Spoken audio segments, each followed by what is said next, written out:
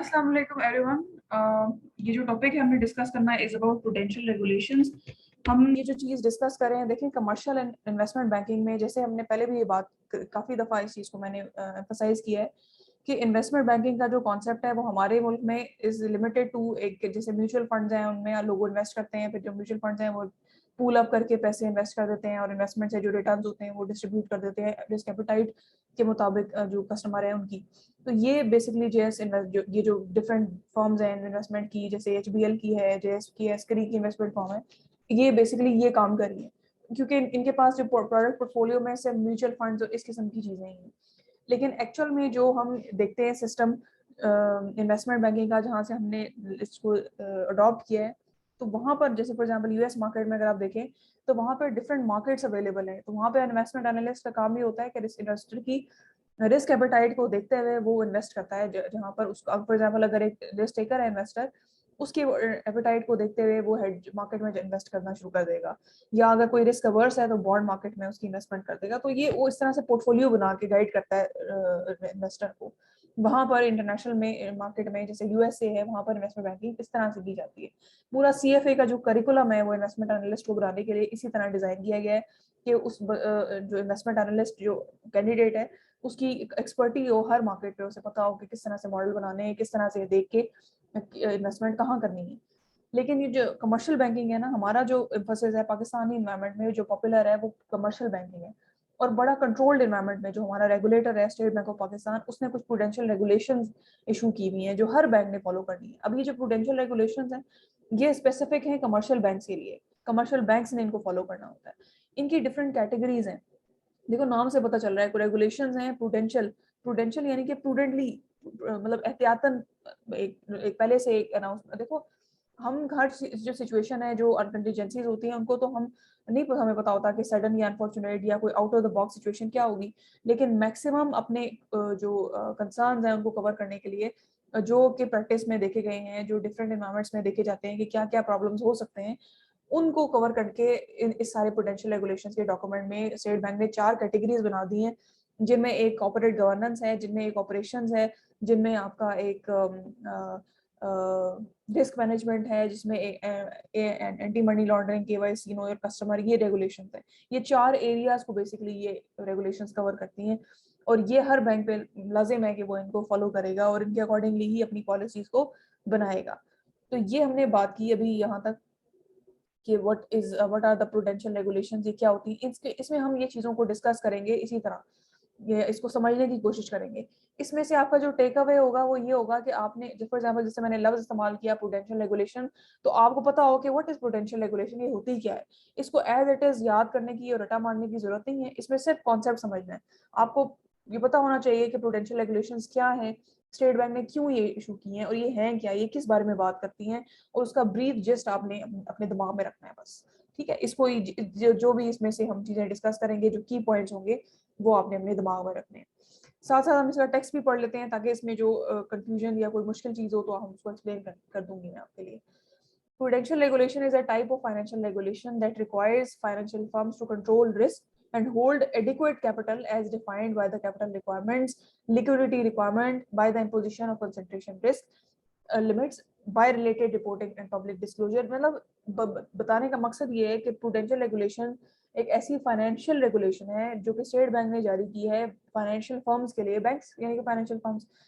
अब उसका purpose risk control करना भी है, जो आपको रिस्क मैनेजमेंट की पूरी एक कैटेगरी में नजर आएगा। कैपिटल रिक्वायरमेंट्स हैं उनको देखना है, लिक्विडिटी रिक्वायरमेंट्स हैं, बैंक कितना कैश रख सकता है, कितना उसको इन्वेस्ट कर सकता है, कितना वो एक्सपोजर ले सकता है। फॉर एग्जांपल इन्वेस्टमेंट करना है, अब सारे पैसे अगर इन्वेस्टमेंट ने दे दिए और कल को कोई कस्टमर ज्यादा पैसे मांगने आ गया तो बैंक के पास तो पैसे ही नहीं होंगे। तो ये एक्सपोजर है कि कितना रिस्क बैंक ले सकता है, ताकि ऐसा ना हो कि जाहिर है देखो रिस्क एंड रिटर्न यही होता है ना, कि मैंने अगर अपने पैसे इन्वेस्ट कर दिए 1 लाख रुपए, तो रिस्क ये है ना कि हो सकता है ये डूब जाए सारे के सारे। ये भी हो सकता है कि 1 से 2 लाख भी बन जाए, मतलब फायदा भी हो सकता है, नुकसान। रिस्क यही है ना, अनसर्टेनिटी है बेसिकली, कि मुझे नहीं पता कि क्या होगा। तो बैंक को एक कुछ लिक्विडिटी रिक्वायरमेंट्स हैं, कुछ ऐसी कैपिटल रिक्वायरमेंट्स है कि बैंक ने कुछ कैपिटल अपने पास रखना होता है, कुछ हद तक इन्वेस्ट करना होता है, और वो इन्वेस्टमेंट भी बड़े देख के करनी होती है, कितना एक्सपोजर वो रिस्क का ले सकता है। ये सारी लिमिट्स डिफाइन है, हर चीज को कंट्रोल करने की कोशिश की गई है ताकि जो आम आवाम है उनका पैसा जाया ना हो, उनका पैसा ऐसे डूब ना जाए। फॉर एग्जाम्पल अगर बैंक का कल को कोई ऐसी नेग्लिजेंट इन्वेस्टमेंट करता है और उससे पैसा डूब जाता है, तो फिर वो कस्टमर्स को कहाँ से देगा, कहाँ से लेके आएगा? तो ये बात है बेसिकली। फिर देखिए सुपरवाइजरी कंट्रोल है। सुपरवाइजरी कंट्रोल का मतलब ये होता है, आपने बैंक में देखा होगा कि हर चीज को मॉनिटर किया जाता है, हर चीज के ड्यूल कंट्रोल बनाया हुआ है, ताकि अब कहीं भी चीज को स्किप ना हो, एक जीरो भी स्किप हो जाए तो बहुत मिलियंस का नुकसान हो जाता है समटाइम्स। पब्लिक डिस्क्लोजर रिक्वायरमेंट्स, कि आपने बताना है आवाम को थ्रू योर बैंक स्टेटमेंट्स कि आपकी क्या एक्टिविटीज है। आप ना सिर्फ public disclosure environment to the public, to the general public, but also to the regulator as well. ये भी रिपोर्टिंग मैंडेटरी होती है फॉर द बैंक्स, क्योंकि यहाँ पे बहुत सारी आम आवाम का पैसा इन्वॉल्व होता है, तो ये रिस्क नहीं लिया जा सकता। अगर इस तरह की रिस्की काम कोई करेंगे तो पूरा का पूरा system will be at stake, और कोई ट्रस्ट नहीं करेगा, बैंक के पास कोई जाएगा नहीं, पूरा आपका फाइनेंशियल सिस्टम जो है वो बैंकरप्ट हो जाएगा। Prudential regulations can be split into micro prudential, यानी कि आप सब जैसे होता है ना, ए है तो उसका सब आई बना देते हैं, पार्ट वन है तो उसका ए बी सी, फिर ए के सब पार्ट्स आई 1 2 3। तो इस तरह से आप उसको माइक्रो प्रूडेंशियल रेगुलेशंस भी बना सकते हैं।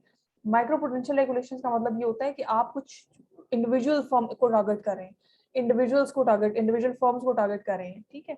एक मैक्रो प्रूडेंशियल रेगुलेशंस भी होती हैं जो कि पूरे के पूरे फाइनेंशियल रिस्क को, फाइनेंशियल सिस्टम को देख रही होती है, सिस्टेमिक रिस्क को कवर कर रही होती है। फॉर एग्जांपल अब ये macro with respect to overall भी चल रहा होता है कि overall financial system, industry level पे भी चल रहा होता है। फिर अगर उसको आप मजीद ब्रेक डाउन करके इंडस्ट्री से फर्म पे आ जाए, तो ये आपका उसके उसमें फिर माइक्रो प्रूडेंशियल रेगुलेशंस आ जाती हैं। तो ये बात है। इसके बाद देखिए need of fine prudential regulation, जरूरत क्या है प्रूडेंशियल रेगुलेशंस की। प्रूडेंशियल रेगुलेशंस का मकसद ये होता है, देखिए जैसे हमने बताया एहतियाती तदाबीर है ना, ये बैंक स्टेट बैंक ने जारी कर दी है। इसकी वजह ये है कि सबसे पहला जो तो ये है कि आप दो इसके मेन मकसद है। पहला तो इंडिविजुअल लेवल पे देख लो, जैसे माइक्रो लेवल पे देख लो कि इंडिविजुअल की प्रोटेक्शन है, इंडिविजुअल के जो असासाजात हैं जो उन्होंने जमा किए हैं आपके पास, उसकी प्रोटेक्शन है। दूसरी इसका मकसद ये है ओवरऑल लेवल पे, मैक्रो लेवल पे, वो ये है कि आपने अपने जो अपने बिजनेस को, अपनी फाइनेंशियल इंडस्ट्री को अलाइन करना है इंटरनेशनल प्रैक्टिस के साथ, चेंजिंग एनवायरनमेंट जो है उसके साथ, सो दैट अगर कोई यूएस का बंदा पाकिस्तान में अपने फंड्स रखना चाहता है, या कोई एक्सपैट्रिएट आपके मुल्क में फंड रखना चाहता है, तो ऐसा ना हो कि बहुत ही पुरानी सदी का मतलब अलाइनमेंट हो। ऐसा आपका सिस्टम जो है वो इंटरनेशनल बेस्ट प्रैक्टिसेस फॉलो करा हो, ट्रस्ट की एक एनवायरनमेंट क्रिएट हो। और दूसरी चीज ये है कि फॉर एग्जांपल जैसे लेट्स सपोज अगर बाहर से यहाँ पे पैसे ट्रांसफर होने हैं और यहाँ पे कोई मैकेनिज्म ही नहीं है, तो how this will happen, this thing will happen. तो कनेक्टिविटी बरकरार रखने के लिए, अपने आप को इंटरनेशनली जो है वो एक्सेप्टेबल बनाने के लिए बेस्ट इंटरनेशनल प्रैक्टिसेस को फॉलो करना जरूरी है।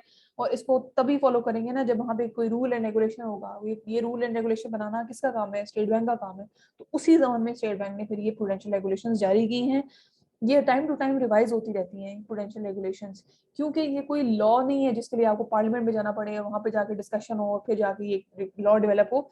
ये रेगुलेशंस हैं, प्रूडेंशियल रेगुलेशंस हैं, जो कि स्टेट बैंक के पास फुल ऑटोनॉमी है कि वो उसको इशू करता है और उसे रिवाइज करता है according to the circumstances, according to the changing business environments, scenarios को देखते हुए। अब मैंने जैसे बताया था इसमें 4 चीजें हैं, रिस्क मैनेजमेंट है, कॉर्पोरेट गवर्नेंस है, operations for corporate and commercial banking है, केवाईसी एंटी मनी लॉन्ड्रिंग है। अब चूंकि हम जो सब्जेक्ट पढ़ रहे हैं वो है कमर्शियल बैंकिंग एंड इन्वेस्टमेंट, और हमारा इस वक्त इनको पढ़ने का मकसद कमर्शियल बैंकिंग को टारगेट करना है। तो कमर्शियल बैंकिंग के लिए जो सबसे इंपॉर्टेंट चीज है वो रिस्क मैनेजमेंट है। आपके पास operations for corporate commercial banking हम ये पढ़ेंगे, हम रिस्क मैनेजमेंट पढ़ेंगे, हम KYC and anti money laundering पढ़ेंगे। इसमें जो इस डॉक्यूमेंट में जो मैंने KYC and anti money laundering की जो प्रूडेंशियल रेगुलेशंस दी हैं, वो बाद में रिवाइज हो गई थी, इसलिए मैंने उनकी डिटेल इसमें नहीं डाली, उसके लिए हम अलग से लेक्चर एक अरेंज करेंगे। तो स्टार्ट करते हैं रिस्क मैनेजमेंट से। सबसे पहले रिस्क मैनेजमेंट की कुछ बल्कि उससे पहले रिस्क मैनेजमेंट पे जाने से पहले हम थोड़ी सी और डिटेल देख लेते हैं, जो इनका पर्पस एंड नीड है उसके, उसमें कुछ देख लेते हैं कि कोई चीज़ डिफरेंट हो। और फिर उसके बाद एक दो कॉन्सेप्ट्स हैं जो मैंने डिस्कस करने हैं, क्योंकि ये आगे काम आएंगे जब हम रिस्क मैनेजमेंट की पढ़ रहे होंगे, रेगुलेशंस, प्रूडेंशियल रेगुलेशंस। ये बात है। अच्छा, सबसे पहले देखो द पर्पस ऑफ दीज, ये तो हमें पता चल गया ना कि क्यों प्रूडेंशियल रेगुलेशंस बनानी है, तो इस पे हम पढ़ के देख लेते हैं, वेरीफाई कर लेते हैं। The purpose of these regulations is to assist banks and development financial institutions, एक ही बात है, in better addressing their unique risk factors and dynamic environment by giving more discretion in business decisions। आपको इसमें regulations में एक overall rule बता दिया, अब उस रूल को कैसे कोई बैंक इम्प्लीमेंट करता है ये उसकी अपनी डिस्क्रिप्शन है। ठीक है, लेकिन हमने रिस्क फैक्टर्स को हाईलाइट कर दिया थ्रू दी, स्टेट बैंक ने हाईलाइट कर दिया थ्रू दीज प्रूडेंशियल रेगुलेशंस कि भाई इसको भी फॉलो करना है। ऐसा ना हो कि नेग्लिजेंस में या ना जानने की, कहते हैं कि ignorance of law is no excuse, तो ऐसा ना हो कि आपको पता ना हो और आप अपना भी नुकसान कर बैठे और अपनी जो अपने रिलेटेड आपके पार्टीज है उनका भी नुकसान कर बैठे जो आपसे मुंसलिक है। These regulations also describe minimum prudential benchmarks in critical risk areas. देखो अगर आप देखेंगे तो आपको हार्डली कुछ 7 से 8 इसमें नजर आएंगी रिस्क में, कुछ 6 के करीब ऑपरेशंस में नजर आएंगी। तो ये बताया हुआ है कि ये मिनिमम प्रूडेंशियल बेंचमार्क्स हैं, क्योंकि इसमें इसका मकसद सिर्फ क्रिटिकल एरियाज को हाईलाइट करना है जिसमें नुकसान बहुत सिस्टेमिक होता है, बहुत बड़े लेवल का हो जाता है।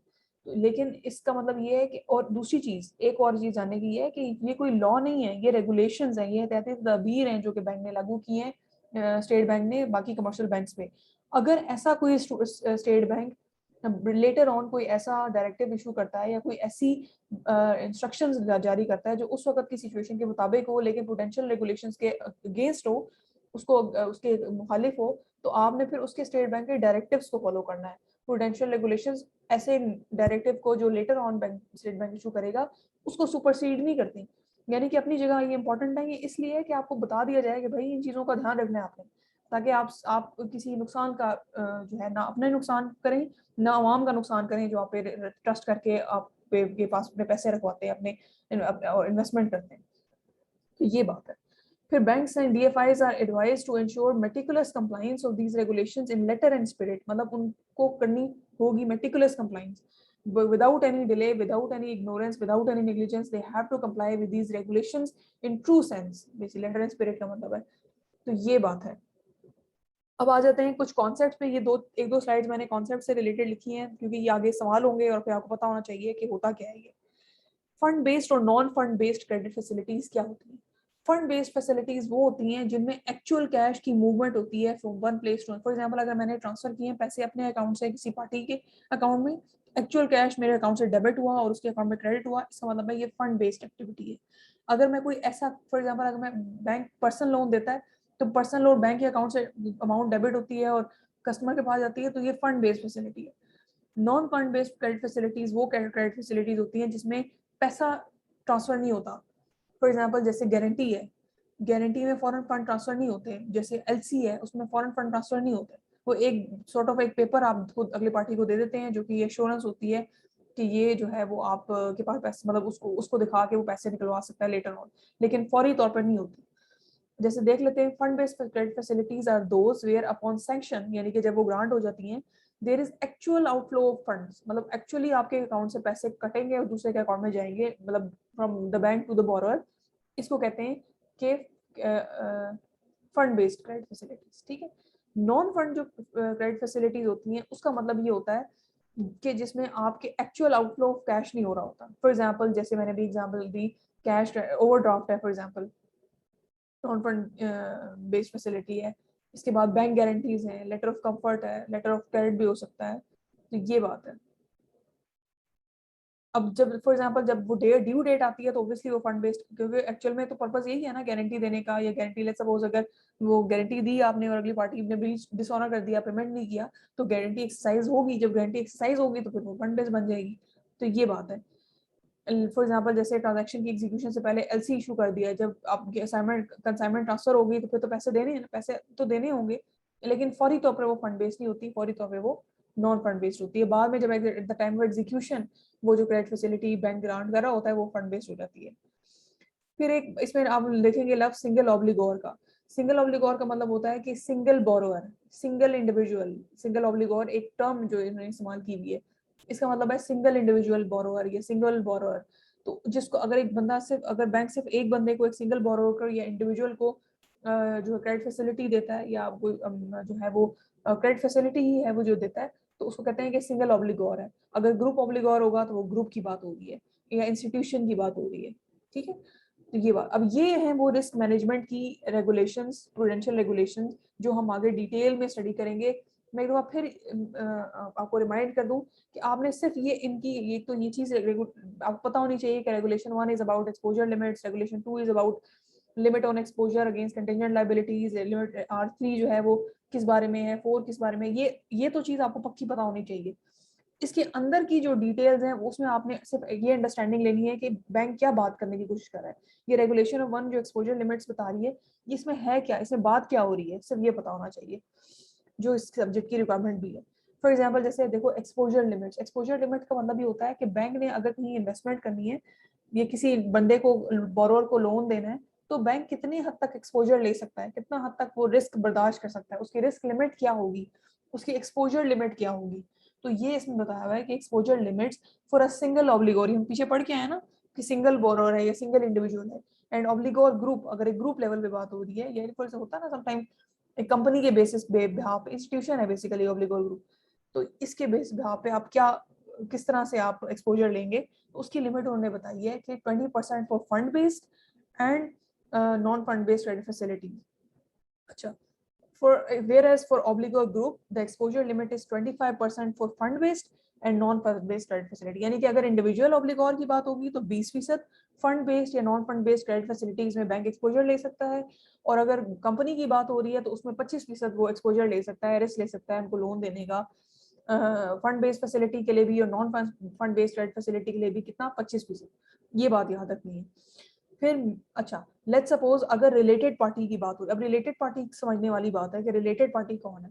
रिलेटेड पार्टी का मतलब है, फॉर एग्जांपल जैसे बैंक की रिलेटेड पार्टी है ना, बैंक की रिलेटेड पार्टी कौन होगी, फॉर एग्जांपल उसका कोई एम्प्लॉय हो सकता है, फॉर एग्जांपल उसका कोई क्रेडिटर या कोई सप्लायर हो सकता है, ऐसा ऐसी पार्टी जो बैंक से रिलेटेड है, आगे आएंगी ये पता लग जाएगा कौन सी है, लेकिन इसको आप एम्प्लॉय से याद रखें, employ is a related party या ग्रुप ऑफ रिलेटेड पार्टीज। तो अगर सिंगल रिलेटेड पार्टी है तो उसको 7.5%, अगर ग्रुप है तो 15% बैंक एक्सपोजर ले सकता है, अगर उसको लोन देना है या बोरोवर है कोई तो उसको। अच्छा, अब लेट्स सपोज अगर रिलेटेड पार्टी कोई कंपनी है तो 15%, अगर कोई सिंगल ऑब्लिगोर है, सिंगल बोरोवर है तो 7.5%। ठीक है, ये बात है। और अच्छा, अगर लेट्स सपोज आप किसी कंपनी को दे रहे हैं और आपको पता है आपने 15% देना है, तो आपने उसकी फाइनेंशियल स्टेटमेंट, जो ऑडिटेड फाइनेंशियल स्टेटमेंट कंपनी को देने से पहले आपने उसकी फाइनेंशियल स्टेटमेंट्स और जो ऑडिटेड फाइनेंशियल स्टेटमेंट्स हैं उनको जो है पढ़ना जरूरी है। अच्छा, एक तो चीज ये, दूसरी इसमें बात ये है कि अपनी जो बैंक की इक्विटी है ना, बैंक की अपनी इक्विटी, उसके उसका 15% है इसमें लिखा हुआ। Maximum exposure limits of a bank DFI to its related party और group of related parties is 7.5% for single and 15% for related group, 15% of banks. अच्छा, 7.5% एक सिंगल बोरर के लिए, 15% ग्रुप के लिए, यानी कि आप जो कंपनी कह सकते हैं, और कितना बैंक की जो इक्विटी है ना उसका 7.5%, बैंक की जो इक्विटी है as per the last audited financial statements, 15% उसका for the company and 7.5% for the individual person. जो भी आप ये जो अब ये भी तो सवाल पैदा होता है ना कि ये 20% फीस जो आप दे रहे हैं, ये 25% दे रहे हैं, ये किसकी परसेंटेज आप कैलकुलेट करें, क्या उस लोन की जो पार्टी को देने लगे या उस किस चीज की। तो ये जो परसेंटेजेस बताई हैं ये बैंक की अपनी इक्विटी जो टोटल उसका कैपिटल है, जो उसकी ऑडिटेड फाइनेंशियल स्टेटमेंट्स में मेंशन है, उसका 20%, उसका 25%, उसका 7.5%, उसका 15%। ठीक है, ऑब्वियसली जब आप किसी कंपनी को देंगे लोन तो आप उसकी भी फाइनेंशियल स्टेटमेंट्स ऑडिट करेंगे, तभी आप उसको क्रेडिट अलाउ करेंगे ना। तो वो तो बात अपनी जगह ठीक है, लेकिन ये जो यहाँ पर बात हुई है, ये जो फाइनेंशियल स्टेटमेंट्स की बात हुई है, ये बैंक की अपनी इक्विटी को असरटेन करने के लिए बात हुई है। तो आई होप ये समझ में आई होगी एक्सपोजर लिमिट्स। अब रिलेटेड पार्टी की जैसे मैंने बात की तो मैंने उसमें वो एग्जांपल दी एम्प्लॉय की, तो ये आगे फर्दर एग्जांपल्स और भी हैं कि जो रिलेटेड पार्टी एक्सपोजर्स हैं वो किस तरह होंगे। अगर आप एम्प्लॉयज को लोन दे रहे हैं जैसे मिसाल के तौर पर, या अगर आप अपने बैंक के डिपॉजिट्स को आप फॉरेन एक्सचेंज, जो आपके फॉरेन एक्सचेंज है उसको आप किसी ओवरसीज अपनी ब्रांच में जो है वो इन्वेस्ट रख रहे हैं, तो वो उसके बाद ऐसी भी कोई इन्वेस्टमेंट हो सकती है जो आप अपनी सब्सिडरीज में कर रहे हैं, तो ये भी, ये उसमें वो भी बात है, तो ये भी इसमें आता है। अब वो कहता है कि ये जो चीजें हैं ना, लेट्स सपोज ये जो shall not be counted towards this exposure limit। अच्छा, ये जो सी पॉइंट है ये दिस इज समथिंग डिफरेंट, जो कि पहले दो पॉइंट से डिफरेंट है। ये देखो, ये जो तीन चीजें हैं ना ये एक्सेप्शंस हैं, ये जो तीन बातें हैं ना, ये इसमें ये एक्सेप्शंस बताई गई हैं कि loans given to employees under the bank's DFI respective human resource policies ये excluded है। exceptions वही चीज होती है ना, exceptions to the general rule, कि वहां पे ये तो बता दिया कि सिंगल ऑब्लिगोर है या कंपनी है तो आपने फंड बेस्ड में कितना परसेंट देना है, नॉन फंड बेस्ड में कितना देना है, रिलेटेड पार्टीज हैं तो फिर ग्रुप सिंगल में कितना देना है और आपने ग्रुप में कितना देना है। ये जो बात है रिलेटेड पार्टी एक्सपोजर, इसमें ये बताया गया है कि ये पॉइंट ये बताता है कि अगर आप एम्प्लॉयज को लोन दे रहे हैं तो वो इस एक्सपोजर लिमिट से जो पीछे हमने डिस्कस की एक्सक्लूडेड है। वो उसमें शामिल नहीं है। अगर अपने फंड्स को प्लेस करें फॉरेन एक्सचेंज डिपॉजिट्स में अपनी किसी ब्रांच में और ओवरसीज, वो भी इस लिमिट से एक्सक्लूडेड है। अगर आप बैंक डिफाइज इन्वेस्टमेंट की बात करें, common share holding of subsidiaries, ये तीनों चीजें जो तीनों हमने बातें की हैं, ये एक्सेप्शंस हैं टू द जनरल रूल जो हमने पीछे डिस्कस किया। ठीक है, तो ये बात है। तो जहाँ पे हमने ये रिलेटेड पार्टी की बात की, तो रिलेटेड पार्टी में एम्प्लॉयज तो आता है, लेकिन रिलेटेड पार्टी पे एक्सपोजर लिमिट अप्लाई, ये जो एम्प्लॉय है उस पर एक्सपोजर लिमिट अप्लाई नहीं होती अगर आप उसे लोन दे रहे हैं। ये बात है। फिर दो बातें और भी हैं। Facilities extended to related parties should be at arm's length. Obviously आपने अपने अपने बजट को, अपने कैपिटल को देखते हुए ही करना है on normal terms and conditions, जो कि आपने बाकी बोरोवर्स को, क्योंकि related parties are closely connected to you ना, तो आपने बाकी बोरोवर्स पे तो आपने बहुत स्क्रूटनी, बहुत एहतियात बरती, लेकिन ऐसा ना हो कि रिलेटेड पार्टीज का सोच के आप थोड़ी यहाँ पे नरमी कर जाए, ऐसा नहीं करना, इनको भी आपने वैसे ही ट्रीट करना है। फिर दूसरी चीज ये है कि banks and DFIs shall ensure that the standards are not compromised in such cases and the market rates are used while extending. यानी आपने इनके साथ नरमी नहीं करनी ये सोच के कि रिलेटेड पार्टीज हैं। Banks shell also follow the requirements of section 4। ये तो आप जब बैंकिंग कंपनी ऑर्डिनेंस आप देखेंगे तो देन ये उसके मुताबिक है, इसको करने की जरूरत नहीं है उस तरह से, लेकिन ये बाकी चीजों को दिमाग में रखना है। अब उसके बाद लार्ज एक्सपोजर लिमिट, जहाँ पे आप लार्ज एक्सपोजर ले रहे हैं, उसके बारे में बताता है कि अगर आप देखो, एक तो ये होता है ना कि आप इंडिविजुअल, फॉर एग्जांपल आप एक स्टूडेंट को, स्टूडेंट बी को, स्टूडेंट सी को, ये सिंगल ऑब्लिगोर्स हैं, या डी जो है वो एक ग्रुप ऑब्लिगोर है, आप उनको दे रहे हैं 7.5 to 7.5, रिलेटेड पार्टी है उसको आपने 7.5 दे दिया, 20% एक को दे दिया, 25% एक को दे दिया। तो वो ये बताता है कि एग्रीगेट जो आप करेंगे, आपका जो एक्सपोजर है एग्रीगेट सबको मिला के 50% से ज्यादा नहीं होना चाहिए in terms of gross investments, या वो इन्वेस्टमेंट जो आप इसमें वो इन्वेस्टमेंट शामिल नहीं है जो कि ट्रेजरी इन्वेस्टमेंट्स हैं, यानी कि जो आप गवर्नमेंट सिक्योरिटीज हैं, बिकॉज वो सिक्योर्ड होती हैं। Large exposure limits shall not be applicable to investment in government securities. ठीक है, लेकिन ओवरऑल जो टोटल आपका एक्सपोजर है वो 50% में एग्रीगेट, उससे ज्यादा नहीं होना चाहिए। Limit on exposure against contingent liabilities, किसी भी पॉइंट ऑफ टाइम में 10 टाइम्स ऑफ इट्स इक्विटी, इससे ज्यादा नहीं होना चाहिए। ठीक है, banks DFIs that are authorized derivative dealers shall restrict their exposure to derivative, क्योंकि डेरिवेटिव जो होते हैं ना वो रिस्की इन्वेस्टमेंट होती है, तो उसमें भी उसने थोड़ा कम कर दिया है आपका आपकी लिमिट कि 5 टाइम्स ऑफ देयर इक्विटी, उससे ज्यादा नहीं आप कर सकते। ठीक है, तो ये बात है। कंटिंजेंट लाइबिलिटीज में अगर आपने एक्सपोजर लेना है, कंटिंजेंट लाइबिलिटीज जैसे ऑप्शंस इस तरह से ये भी हो सकती है इन टर्म्स ऑफ डेरिवेटिव्स, और वैसे और भी हो सकती हैं, it's not limited to derivative market only. तो ये बात है। Following shall not constitute contingent liabilities for the purpose of this regulation. For example, जैसे अभी कुछ तो contingent liabilities हमने बताया ना कि डेरिवेटिव में, या यहाँ पे तो जनरल बात होगी, जनरल लफ्ज लिख दिया। contingent liabilities वो liabilities होती हैं जो किसी फ्यूचर इवेंट पे डिपेंड करी होती हैं, तो उसमें उन्होंने बता दिया कि वो 10 टाइम्स ऑफ इक्विटी से ज्यादा नहीं होनी चाहिए। अगर डेरिवेटिव की बात कर रहे हैं तो वो 5 टाइम्स ऑफ इक्विटी से ज्यादा नहीं होनी चाहिए।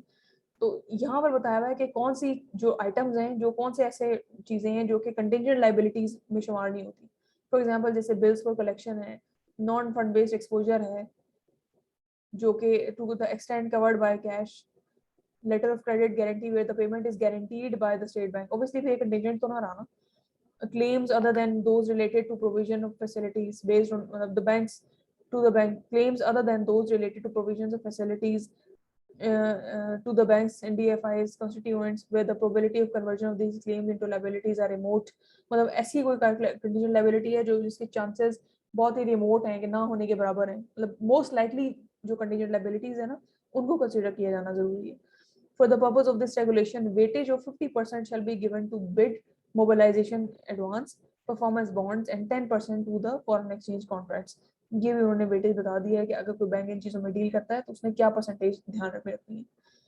अच्छा, अब आ जाए रेगुलेशन नंबर 3 पे। अच्छा, ये जो थी ना, ये हमने रेगुलेशन नंबर 2 मेरे ख्याल से मेरे से मिस हुई है, उसको मैं देख लेती हूँ।